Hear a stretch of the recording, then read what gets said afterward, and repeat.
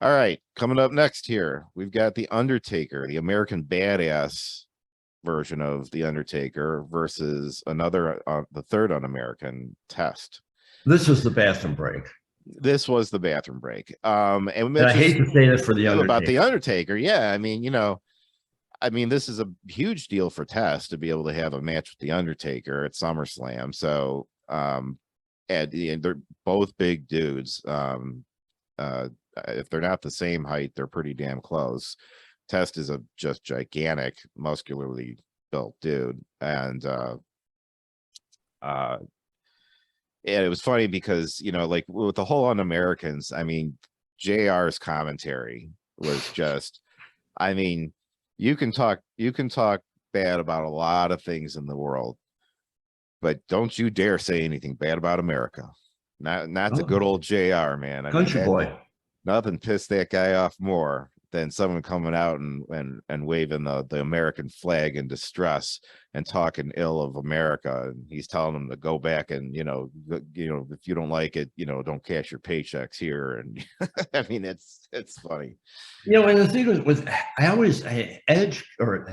Test causes Test is one of the weirdest characters for me because I think he got a really bad deal in his I career in the WWE. But on the other hand, I never really got into him either. Like I never, but maybe it's because they never gave me a reason to get involved and invested in him. What I think went wrong with Test is that there was no personality behind him. He didn't seem to have much personality, and they never seemed to give him a gimmick that would force him to exercise some sort of a personality or character. That's why he had to be with other people, and he was managed inevitably by Stacy Keibler, who did all the Oh, that was talking for horrible. When him. he But was that like the was but that was horrible too, because she was like his marketing agent, and she was marketing him and his fans as testicles, and it was but he just was a also brutal to her. oh Or yeah, was no, it like at some point? no, he eventually was like getting a little rough with her and stuff. It was just it was a bad look for him, but I feel like everything they did with him was a bad look. He could work a great match, but I mean, it does speak to, like, even with the best in-ring ability, if you don't have, some personality and some character, it's just gonna land Yeah, flat. but Benoit didn't have much personality, Well, and he exuded. except for the incident, he's beloved. Yeah. But see, here's the thing though. He exuded a certain level of intensity that I think kind of made up the difference, because he didn't have to talk. He just looked like a mean little guy who would just rip you apart. He looked like a rabid Wolverine. I mean, like, and I think that that's in a way spoke for itself in a unique way, and that's an extremely rare thing to ever have happen. So Benoit is a big exception, I think. But no, I mean, he never had, like, his character was never anything more than him being Chris Benoit and just being a real tough guy, and being a incredible, like, one of the best technical wrestlers that they had. So, No, but I'll agree with anyway, you on that. You're right. we don't want to just sit here and hate on Test the whole time. Put But it on. It's fun. yeah, I always did think Test's theme song was amusing. Test. This is That a was test. cool. Test. But if that's the Test. best part This is about a test. it, I don't know. Howard Finkel opens up this match. okay, great. Yeah, Howard Finkel came out, and I don't. They didn't have anyone doing that for the. He didn't do it for the other matches, but he No. did it for this. Um, Referee Chad Patton officiating this contest. Um, so classic brawler match, two big dudes going for it with each other. Undertaker is in this match because he's trying to defend America and its honor.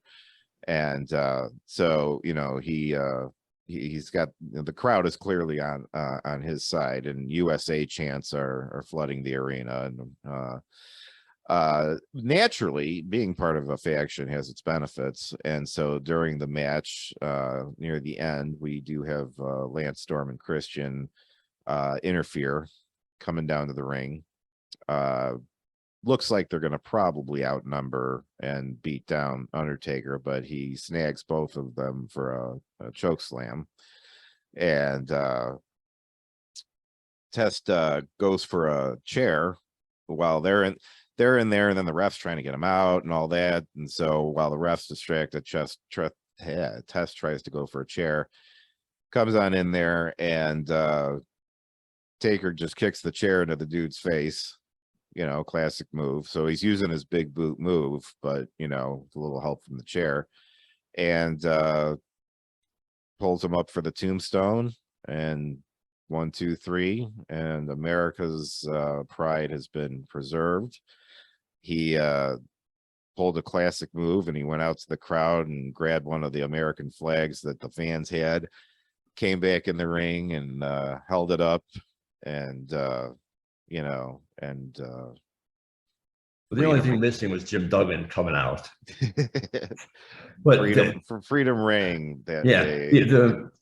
The coolest part of this match was there was only 8 minutes and a few seconds, so at least it was a little bit shorter. It was an appropriate amount of time for the match. Again, like I would have clipped it about 4 minutes. No, I mean, like with the interference and everything, I thought it was fine. And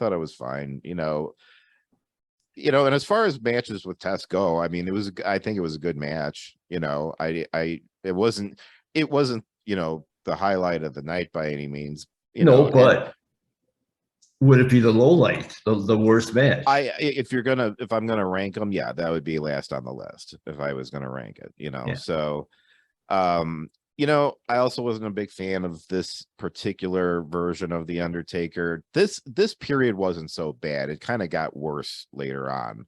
Yeah.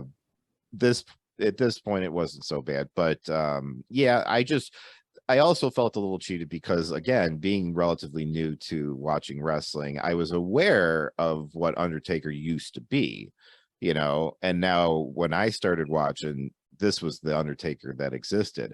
And I was like, well, that guy sounded like a lot cooler, Well, yeah, because the American Badass Undertaker could have been any big guy doing the same gimmick. Right.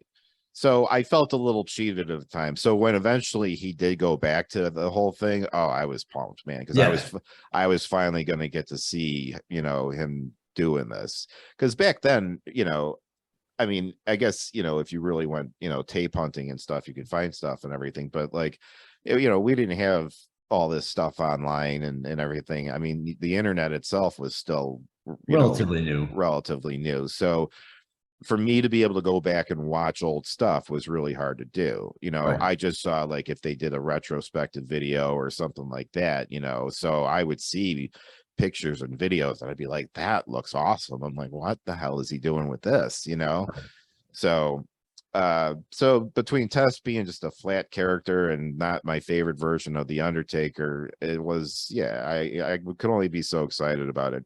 Watching it now more just as someone who's been in the ring, watching it from a technical aspect and the way that they carried the match out, I thought it was a well done match. So, just again, if I was going to rank them, matches for the night, that would not be at the top of my list. It would definitely be the bottom. So it would be the bottom by a long shot on mine.